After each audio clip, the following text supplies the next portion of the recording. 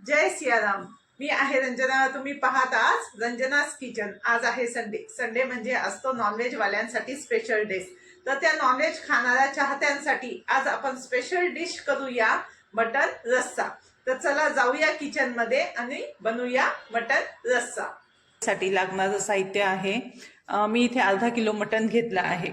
3 medium साईजचे कांदे, अर्धा वाटी खोबरं, थोडं जास्त आलं आणि लसूण मी थोडं जास्त प्रमाणात वापरते। इथं 1/4 कप मसाला घेतला आहे काळा आणि कोथिंबीर। तर आता आपण हा कांदा आणि खोबरं तेलामध्ये भाजून घेऊया। आलं लसूण याची वेगळी पेस्ट करून कुकरमध्ये हळद व मीठ टाकून आपण मटण शिजून घेऊया। आता इथे कुकरमध्ये मी मटण टाकलं आहे। त्यात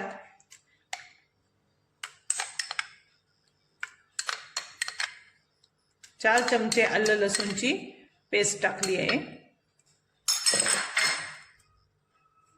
1 चमचा हळद, 1 चमचा मीठ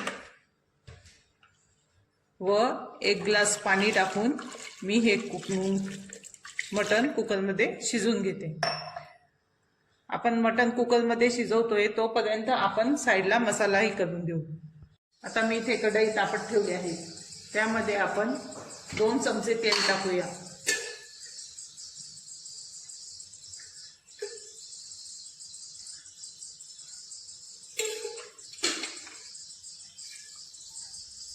आता यात हा चिरलेला कांदा टाकूया।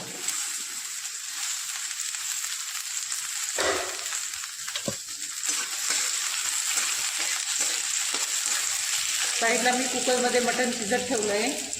आता हे मटण एक शिट्टी करून मी कमी गॅसवर 15 मिनिटं शिजून घेणार आहे। कांदाही आपण गुलाबी रंगाचा होईपर्यंत चांगला परतून घेणार आहे।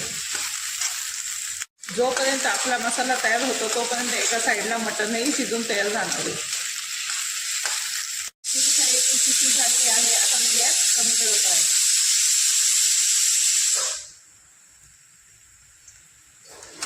आपला कांदाही परतत आलाय। तुम्ही बघू शकता आपला हा कांदा परतलाय। आता हा आपण काढून घेऊ।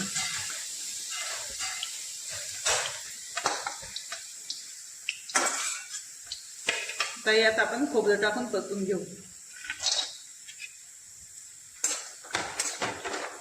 आपल्याला खोबरं जास्त काळं करायचं नाही। थोडा रंग बदलला, थोडासा लालसर झाला का लगेच काढून घ्यायचंय। आता आपण ते काढून घेऊ।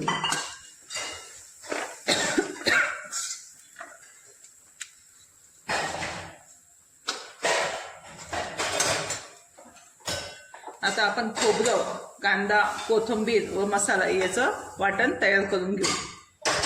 मसाला बारीक वाटलेला आहे। याच कढईमध्ये आपण आता 2 चमचे तेल टाकू आणि हा मसाला परतून घेऊ।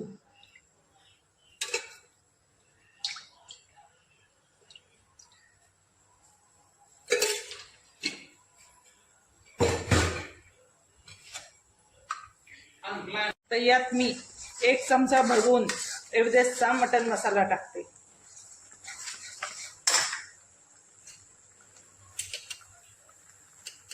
दीड चमचा लाल तिखट। आपण आपल्या चवीनुसार तिखट फिक्क जसं पाहिजे तसं लाल तिखट टाकू शकता।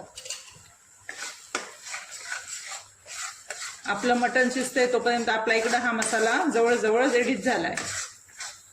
आपल्याला हा मसाला खूप अतिशय परतून नाही द्यायचा।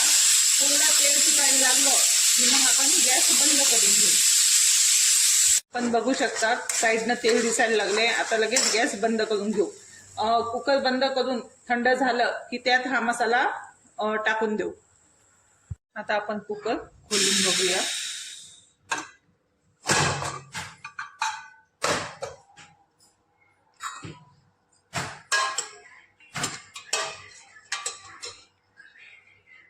आपले मटण छान शिजले आहे। आता आपण हा मसाला यात टाकून घेऊया।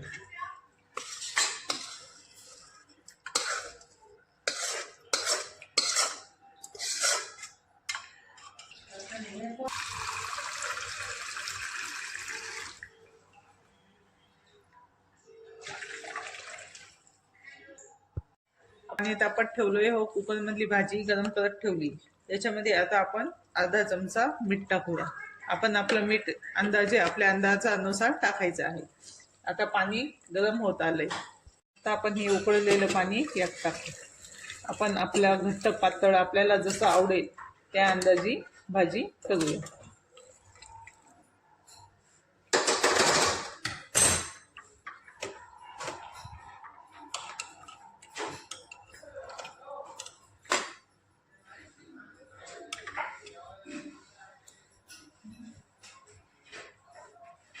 भाजीला उकळी आली आहे. आपण एक गॅस कमी करून 1-2-3 मिनिटं उकळूया. यात आता कोथिंबीर चिरून टाकू.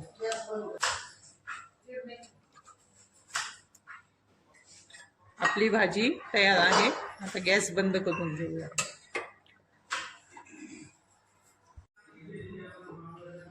तुम्हाला माझा हा व्हिडिओ आवडला असेल तर याला लाईक व सबस्क्राईब करा व बेल आयकॉनचे बटन दाबायला विसरू नका, जेणेकरून माझे नवीन व्हिडिओ तुमच्यापर्यंत पोहोचतील. धन्यवाद.